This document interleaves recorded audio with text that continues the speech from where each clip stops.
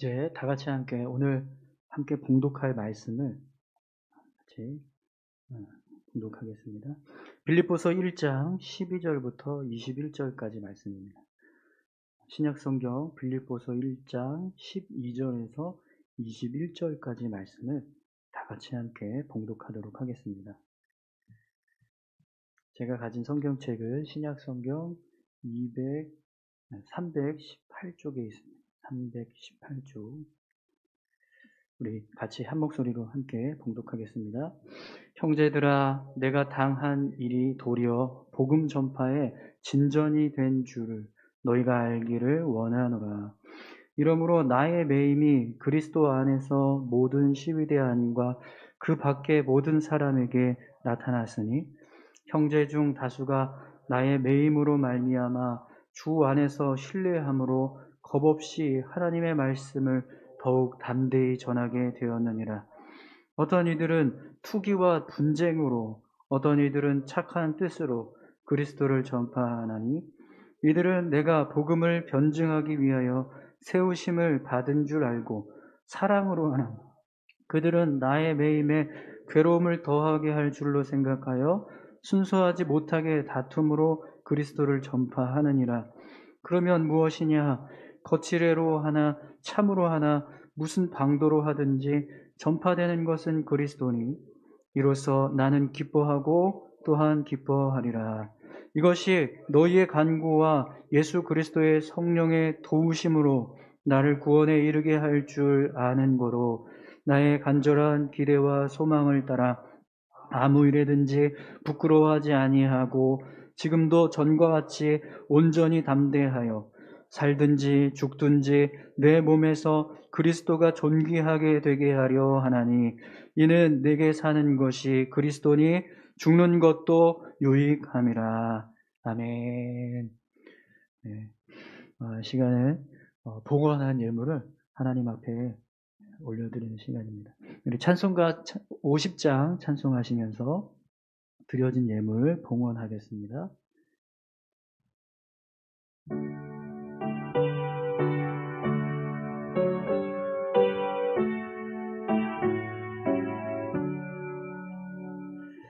내게 있는 모든 것을 아낌없이 드리네.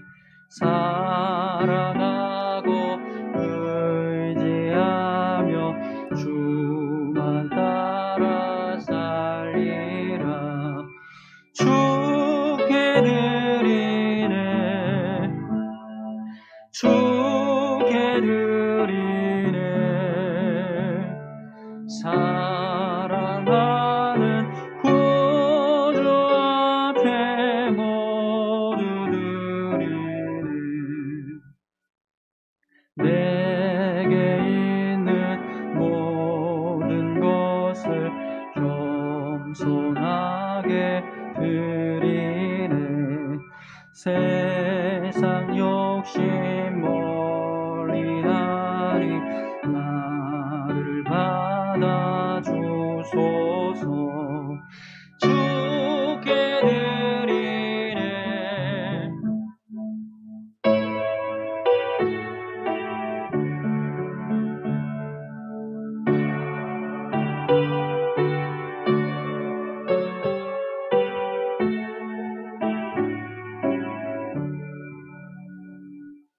내게 있는 모든 것을 주를 위해 드리네. 주의 성령 충만하게 내게 내려주소서. 주께 드리네. 주께 드리네. 사랑하는 구주 앞에 모두 드리네. 아멘. 네, 다 같이 함께 드려진 예물을 위해서 함께 기도하겠습니다. 하나님 감사합니다. 이 시간 귀한 예물을 주님 앞에 올려드립니다. 하나님 드려진 예물을 기뻐 받아주시고 주님의 몸된 교회와 또 하나님의 나라를 위해서 온전히 사용되도록 은혜 베풀어 주시옵소서. 하나님 귀한 주님께서 주신 은혜에 감사해서 예물을 드리는 손길들이 있습니다.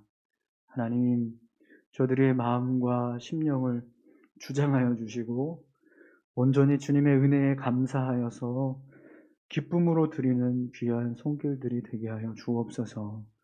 또 하나님께서 주신 삶의 은혜 때문에 더 감사하고 기뻐서 더 많은 것으로 주님 앞에 헌신할 수 있는 그런 축복된 삶이 되게 하여 주옵소서. 우리의 삶을 매일매일 책임져 주시고 또 이끌어가고 계시는 줄 믿습니다. 주님 연약한 성도들을 붙잡아 주시고 주의 은혜로 강건케 하셔서 주님 모든 그 연약함이 강함으로 변화되게 하시고 또 주님 앞에 어려움 당하고 있는 성도들 기억하여 주셔서 저들이 넉넉히 삶에서 이기는 승리하는 삶을 살아갈 수 있도록 인도해 주시옵소서. 이제 주의 말씀을 함께 나눕니다. 말씀 가운데 주님 함께해 주시고 주의 말씀을 붙잡을 수 있는 믿음 주셔서 그 말씀대로 살아가는 저희들 되게 해 주옵소서. 부족하지만 주의 말씀을 전합니다. 전하는 저에게도 은혜 주시고 주의 말씀만 온전히 증거될 수 있도록 인도해 주시옵소서. 감사드리며 예수님의 이름으로 기도드립니다. 아멘. 네, 여러분 반갑습니다. 네, 한 주간 평안하셨습니까? 네, 오늘은 빌립보서 1장 12절에서 21절까지의 말씀을 가지고 모든 것이 유익입니다 라는 제목으로 같이 함께 말씀을 나누겠습니다. 여러분 초대교회 사역을 보면 바울의 그 역할이 얼마나 크고 또 중요했는지를 보게 됩니다. 특별히 이방인을 전도하는 이방인 선교에 있어서 이 바울의 역할은 다른 사람들과 비교할 수 없을 만큼 중요한 많은 사역을 감당하고 있었습니다.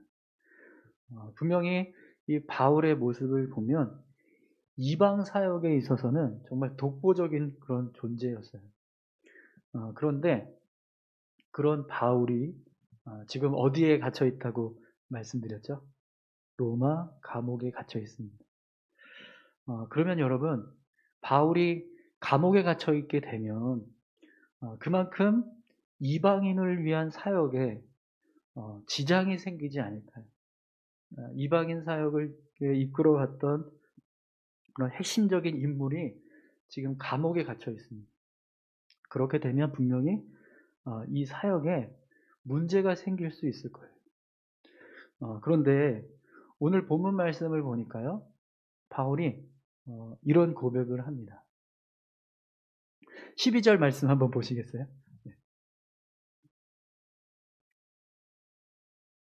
우리 12절 같이 함께 읽겠습니다. 형제들아, 내가 당한 일이 도리어 복음 전파의 진전이 된 줄을 너희가 알기를 원하노라. 바울이 자신이 감옥에 갇혔는데 복음 사역에 어떤 문제가 생기는 것이 아니라 오히려 복음의 진전이 일어났다. 이렇게 지금 이야기합니다. 그리고 빌립보 교회 성도들을 향해서 그것을 너희가 알기를 원한다 이렇게 이야기를 하고 있어요. 왜 이런 이야기를 하냐면 사실 이 빌립보 교회 성도들이요, 바울이 감옥에 갇힌 걸 보고 여러 가지 염려가 생겼어요. 바울 사도에 대한 안위에 대해서 염려하는 마음도 있었습니다. 바울이 감옥에 갇혔으니 어떻게 될까? 여기서 그가 죽으면 어떻게 할까? 이런 이제 염려함이 있었던 거죠. 또 그가 감당했던 사역들이 있었습니다. 빌립보 교회는 이 사도 바울의 사역을 굉장히 많이 지원하는 그런 교회였거든요. 그러다 보니까 바울의 사역에 또 문제가 생기지 않을까 이런 염려가 있었어요. 그런데 빌립보 교회 성도들이 걱정하는 것과 달리 바울이 감옥에 갇혀 있는데요, 오히려 복음에 진전이 일어나게 됐다. 이렇게 지금 이야기합니다. 바울이 감옥에 갇혀 있는데 전혀 어떤 사역에 지장이 생기는 게 아니라 오히려 그 사역이 더 좋아지더라는 거예요.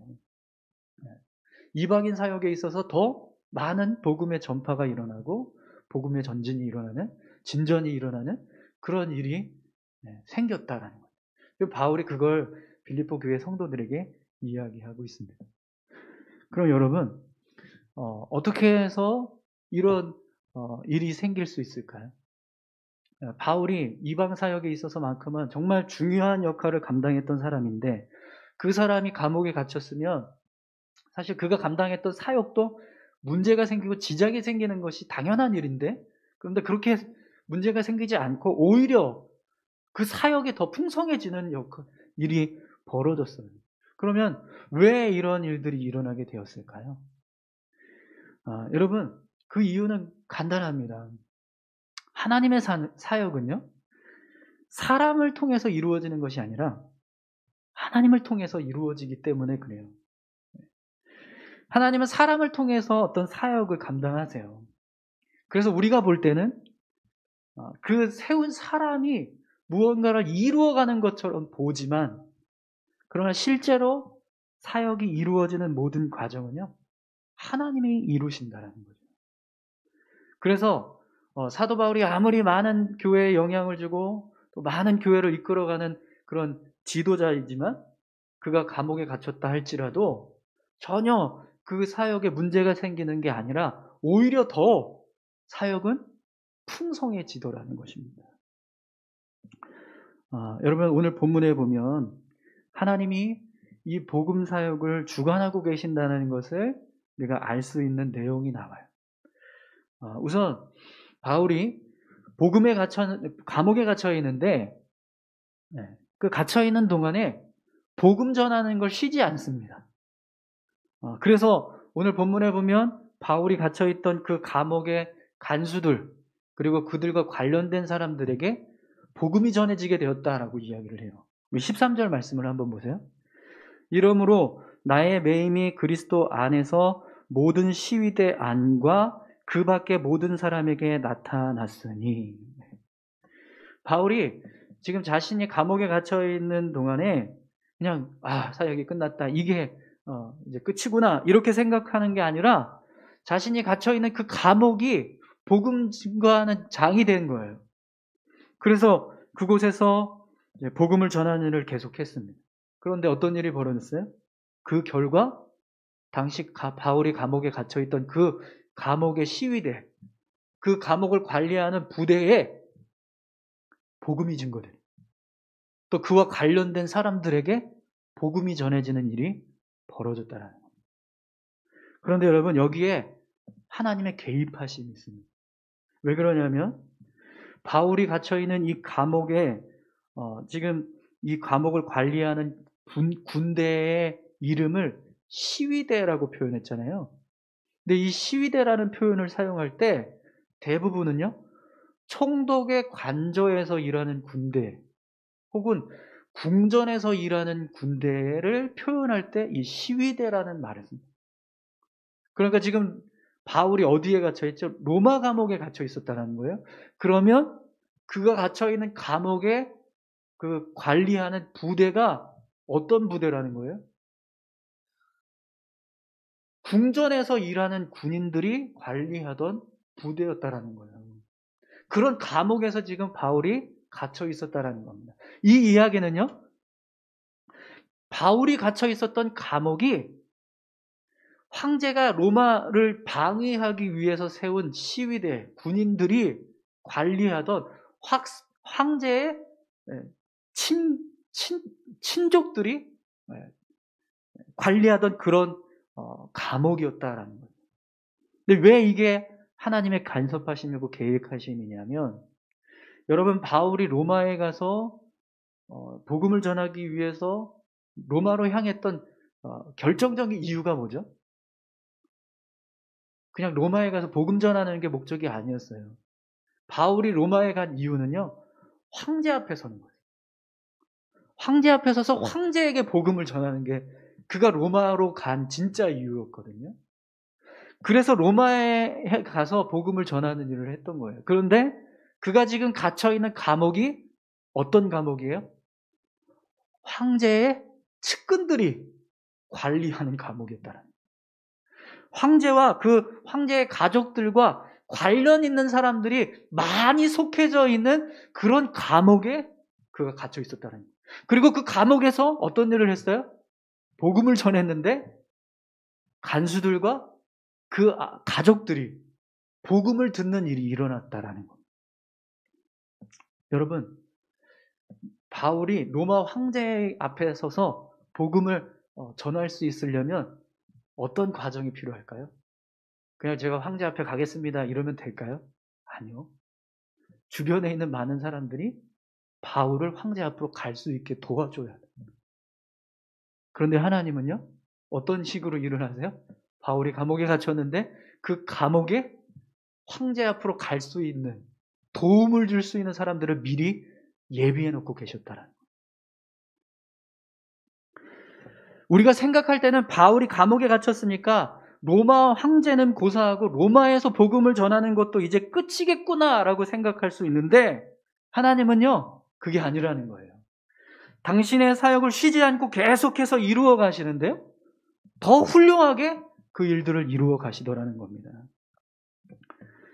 여러분, 하나님이 바울이 갇혀야 할 감옥을요, 황제의 측근들이 있는 감옥으로 미리 예비해 두고 계셨다는 거예요. 그래서 그곳에서 바울이 자신의 사역을 포기하지 않고 열심히 복음 전하는 사역을 하니까 그 결과로요, 황제의 측근들에게 복음이 증거되는 일이 일어나더라는 거죠. 사랑하는 성도 여러분, 오늘 우리의 삶 가운데도 이런 하나님의 은혜가 있기를 소망합니다. 우리가 삶을 살아갈 때 하나님이 개입하시면요, 우리가 생각했던 것과 다른 방향으로 하나님이 일을 이루어 가세요.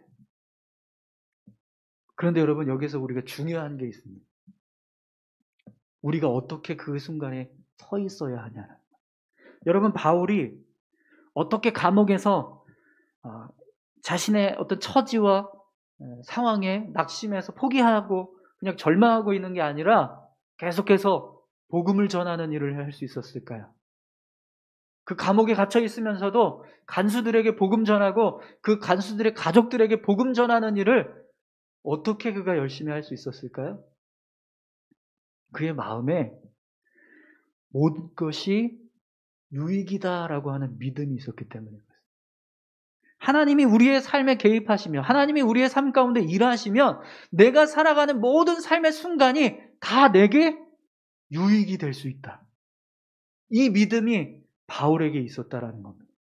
그래서 바울은요, 모든 상황과 환경에서 하나님이 개입하시면 이 일들을 통해서 하나님의 일이 이루어질 거다라고 믿고 복음을 전하는 일을 멈추지 않았다라는 겁니다.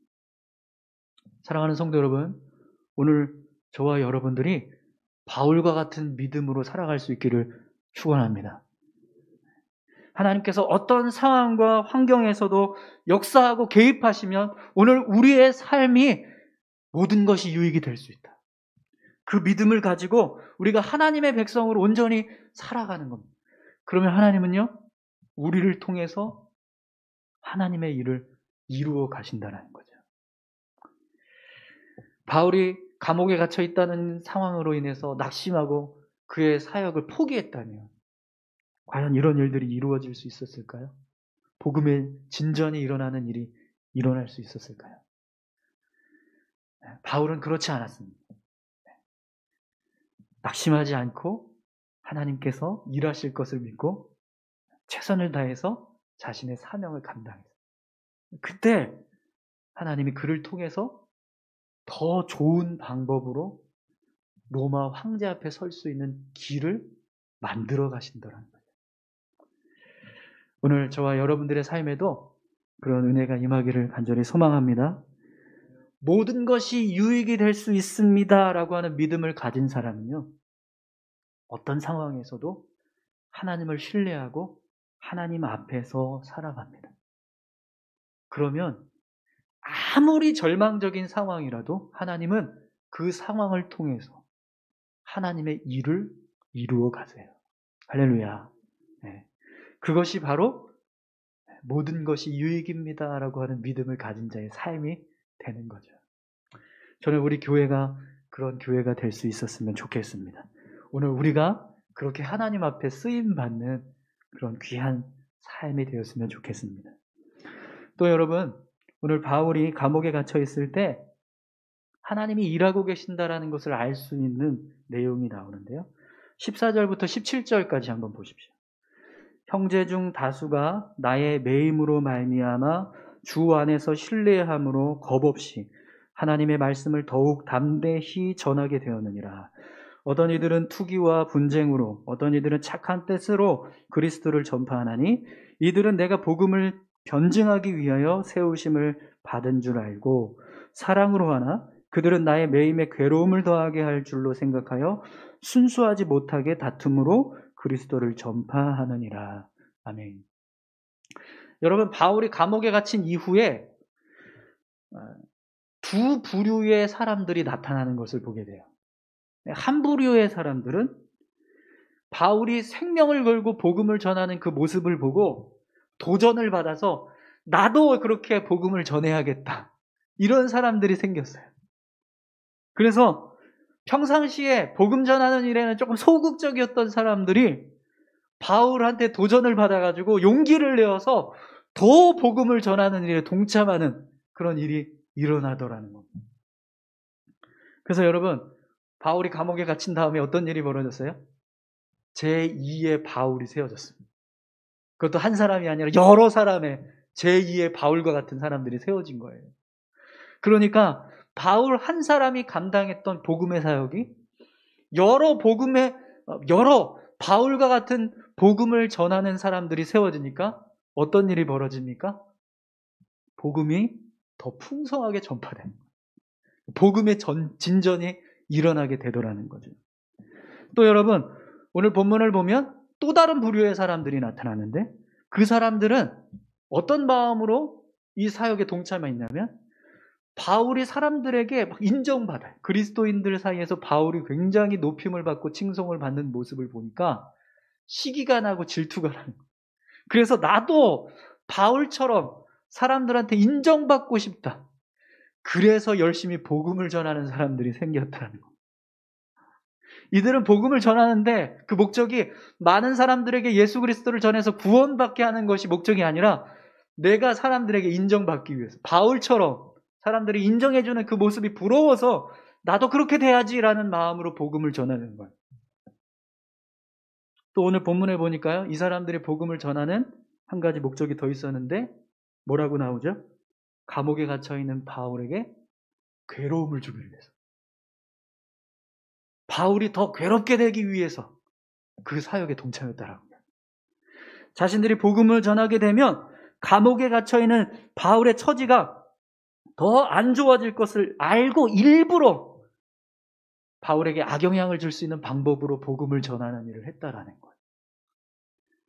여러분, 혹시 몇 년 전에 저희가 그 교회에서 바울이라는 영화를 봤었는데 혹시 기억하세요?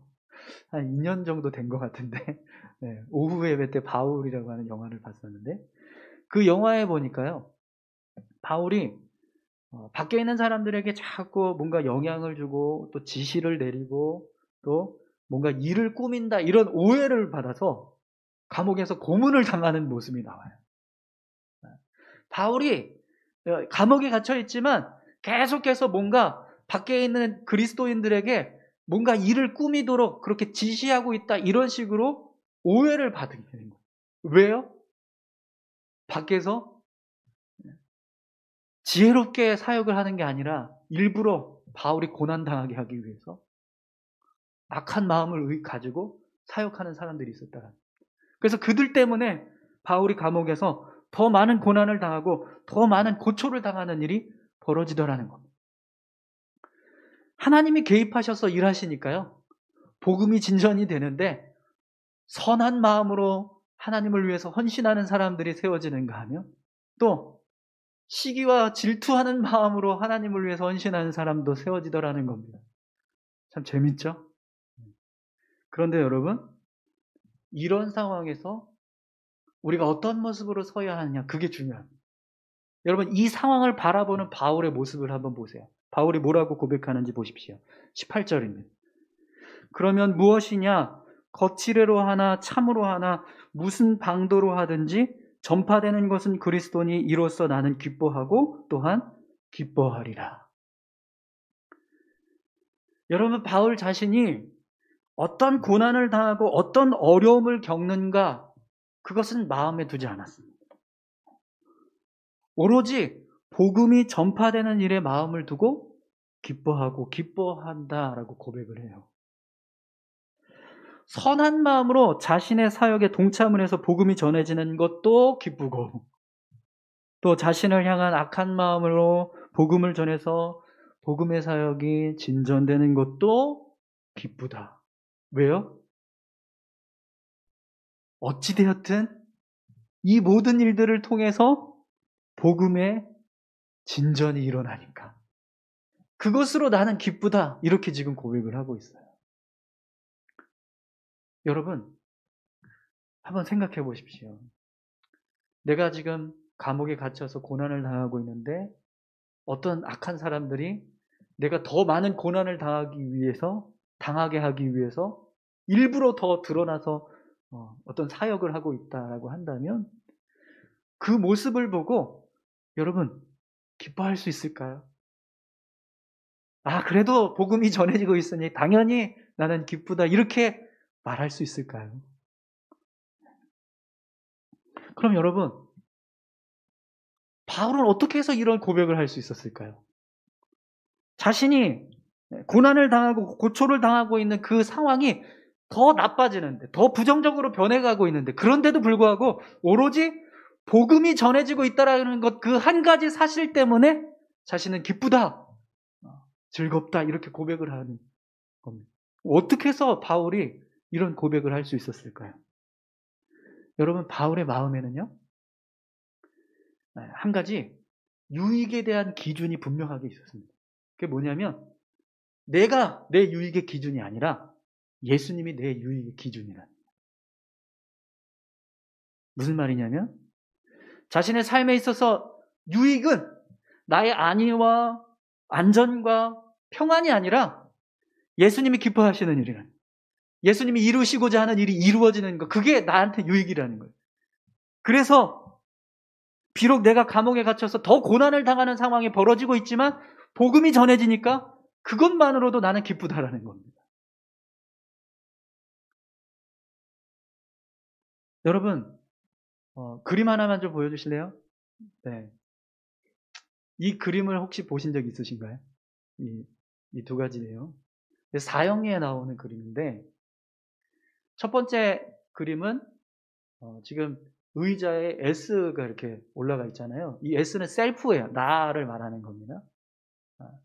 내가 지금 내 인생의 그 보좌에 앉아 있는 거예요. 그리고 예수님이 어디 계시죠? 십자가는 어디 있습니까? 내 인생의 테두리 밖에 계세요. 이 모습을 표현하는 건 예수 그리스도를 믿지 않는 사람의 모습입니다. 그리고 다음 그림은 인생의 보좌에 누가 앉아 계세요? 예수님, 십자가가 있죠? 예수님이 그 인생의 보좌에 앉아서 나를 주관하십니다. 나는 지금 어디 있습니까? 그 보좌 밑에서 예수님의 다스림을 받으면서 살아가고 있는 거예요. 이 그림이 예수 그리스도를 믿는 사람의 모습입니다. 이걸 왜 사형리에서 얘기하냐면 우리가 예수 믿으면 어떻게 변하는가를 보여주기 위해서요. 우리가 인생을 예수 믿기 전에는 이렇게 살았지만 예수 믿으면 이제부터 우리의 인생은 이렇게 살게 됩니다. 이걸 보여주기 위해서 사형리에서 이야기를 해요. 저 그림을 보여주면서. 그러니까 결국 예수 그리스도를 믿고 살아가는 우리는 어떤 사람이라는 거예요? 내 인생의 보좌에 예수님이 앉아 계시고 그분이 나를 다스리시고 나는 그분의 뜻대로 삶을 살아간다는 거예요. 내 인생의 유익의 기준이 누구라는 거예요? 내가 아니라 예수님이라는 거예요. 내 삶의 주인이 누구라는 거예요? 내가 아니라 예수님이라는 거예요. 오늘 이 자리에 앉아 계셔서 예배하고 있는 우리 모두는 어떤 인생이에요? 바로 내 인생의 보좌에 예수님이 앉아 계시고 그분이 나를 인도하시는 분이신다. 그걸 믿음으로 고백하면서 살아가는 사람들이 오늘 이 자리에 모여서 함께 예배하고 있는 겁니다. 그럼 여러분, 오늘 우리의 인생의 유익의 기준은 무엇입니까? 여러분, 우리가 우리 인생을 살아갈 때 내가 기준이 되어서 내가 삶의 주인이 되어서 살아가면 바울과 같은 상황에 처하게 되면 우리는 복음이 전해지는 것으로 기뻐할 수 없을 겁니다. 오히려 감옥에 갇혀있는 나에게 복음이 전해지는 것 때문에 더 고통을 주는데 어떻게 내가 그것을 기뻐하고 즐거워할 수 있겠습니까? 오히려 불평하고 원망하면서 살겠죠. 그런데 바울은요, 달랐습니다. 예수님이 기준되는 사람이었습니다. 예수님이 삶의 주인이 되는 사람이었어요. 그러니까요, 내게 유익이 되지 않더라도 예수님이 기뻐하시는 일을 이루니까 그것이 유익이라고 생각하고 기뻐하면서 살아가더라는 겁니다. 사랑하는 성도 여러분, 여러분 인생의 기준은 누구십니까?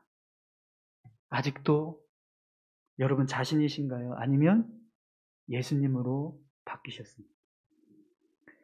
예수님이 기준된 사람은요, 자신에게 유익이 있든 없든 그것에 마음을 두지 않습니다. 오로지 예수님께서 기뻐하시는가, 예수님께 유익이 되는가, 그걸 마음에 두고 살아가는 사람인 거죠. 그런 기준으로 살아가는 사람은요, 예수님이 기뻐하시는 일을 하면 기뻐하는 겁니다. 예수님이 즐거워하는 일을 하면 즐거워하는 거예요. 오늘 저와 여러분들이 그런 믿음으로 살아갈 수 있기를 소망합니다. 예수님이 기뻐하시는 일을 해서 내가 기쁘다. 예수님이 즐거워하는 일을 해서 내가 즐겁다. 이런 믿음으로 우리가 살아간다면 분명 오늘 우리의 삶은 바울과 같은 모습으로 살아가는 것일 겁니다. 제가 자꾸 저의 이야기를 설교 시간에 해서 좀 죄송한데 저희 집사람이 하지마 좀 이런 얘기를 자주 하는데 그래도 제가 뭐 이렇게 예화를 들게 제가 살아온 인생밖에 없어가지고 어쩔 수가 없습니다. 여러분 1997년도에 어떤 일이 있었죠? 우리나라에 IMF가 터졌죠. 네. 1997년도에 IMF가 터졌습니다. 그때 많은 회사들이 부도가 나고 많은 공장들이 문을 닫고 정말 많은 분들이 경제적인 어려움을 당했습니다. 근데 그때 저는 대학에 들어갔습니다. 네. 그러다 보니까 학비를 감당하는 게 너무 힘들었어요. 그래서 학자금 대출도 받고 아르바이트도 하고 어떻게 해서든지 그냥 이 학자금 만드느라고 정말 고생을 많이 했었는데 98년도에는 어땠을까요? 더 힘들었어요. 네. 97년도에 IMF가 터지고 나서 98년도가 되니까 정말 최고점에 이르렀죠. 그때 정말 많은 분들이 어려움을 당하셨는데 그때 저도 굉장히 힘들었어요. 그래서 사실은 저희 그 학번 때의 남학생들은요, 이걸 해결하기 위해서 빨리 군대에 가자. 그래서 1학기가 끝나기가 무섭게 방학하고 나서 개학했는데 많은 동기들이 안 보이는 거예요. 어디 가냐 그랬더니 다 군대 갔다는 거예요. 네. 근데 저는요, 군대에 갈 수가 없었습니다. 왜 그러냐면 제가 속했던 동아리가 규정이 한 가지가 있었는데 2학년 마치고 군대 가는 거예요. 왜냐하면 저희 동아리는요, 학교에서 채플 찬양을 인도해요. 예배 찬양을 인도하는 동아리였어요. 그러다 보니까 1학년하고 2학년이 주축이 돼서 사역을 감당해야 돼요. 3, 4학년은 복학하고 또 졸업 준비하고 막 한다고 그래서 조금 이제 배제시키고 1, 2학년이 열심히 사역에 동참해야 된다 그래서 1학년, 2학년은 무조건 2학년, 남자는 무조건 2학년 마치고 군대 가는, 그거를 교육 시간에 서약을 시키더라고요. 그래서 서약을 안 하면 정식 단원이 안 됐어요. 저도 서약하고 정식 단원이 돼서 그렇게 사역을 했는데, 사역을 하는 동안 계속 IMF는 더 심해졌으니까요. 점점 어려워졌죠. 저도 학비를 이렇게 버는 게 부담이 돼서 부모님들이 너 빨리 군대 가라고 막 엄청 얘기하셨는데 말은 못하고 속으로 저는 2학년 마치고 가야 돼요. 그냥 이렇게만 했어요. 동아리 사역 때문에 못 갑니다. 이렇게 얘기하면 미쳤다 이럴 거니까 제대로 말은 못하고 그냥 2학년 마치고 갈 거라고 그렇게 막 우기면서 그렇게 했죠. 네, 제가 그렇게 할 수 있었던 이유는요. 그래도 이게 하나님의 사역이라고 생각했기 때문입니다. 하나님을 예배하는 일에 동참하는 거니까. 그래서 그냥 기쁘게 참고 했습니다. 제가 2학년 마치고 휴학을 했는데 그때 저희 모교에서 학생회 간사를 하고 있었거든요. 학생회 간사를 하다 보니까 학생부 수련회를 준비해야 돼요. 수련회를 준비하려면 뭐 그냥 뭐 7, 8월에 하는 게 아니라 몇 개월 전부터 막 하잖아요.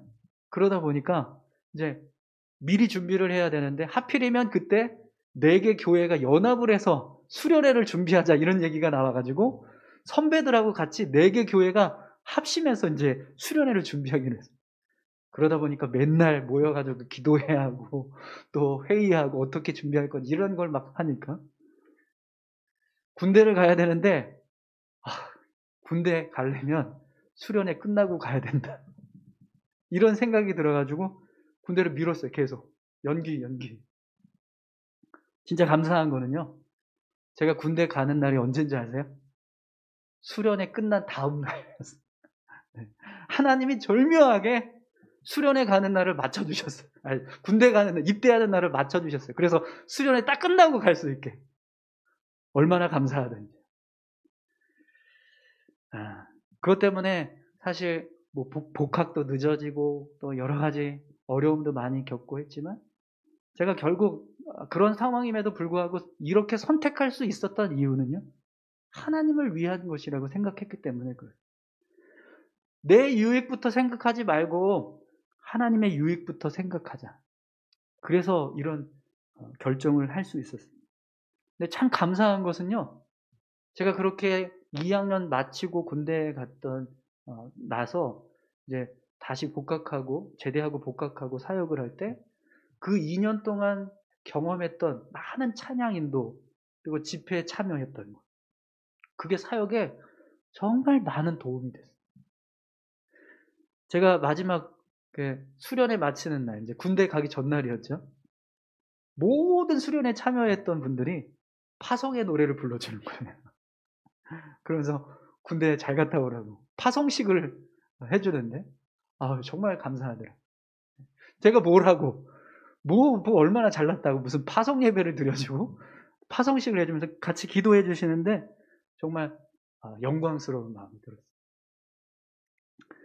제가 인생을 그렇게 길게 뭐 살아온 건 아니지만 그래도 삶을 살아오면서 가장 잘했다라고 생각했던 것 중에 하나가 이 군대를 좀 미룬 것.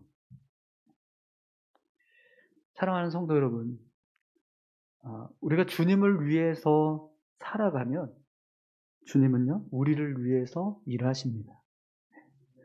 우리가 삶의 기준을 내가 아닌 주님으로 두고 살아가면 얼마든지 주님을 위해서 살아갈 수 있습니다. 그런데 우리가 그렇게 살아가면 주님도 우리를 위해서 일하세요. 오늘 본문 말씀을 보니까 사도 바울이 이런 고백을 합니다. 우리 19절부터 21절까지 보겠습니다.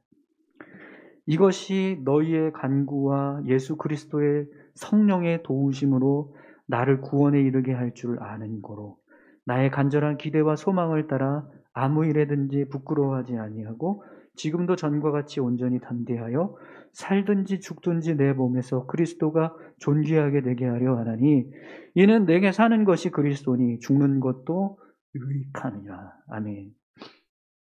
여러분, 바울이요, 자신이 감옥에 갇혀 있고 또 자신을 고통스럽게 하는 어떤 악한 사람들이 많이 있었지만 그 모든 것이 오히려 자신의 구원을 완성하는 도구들이 되고 있다라고 고백을 해요.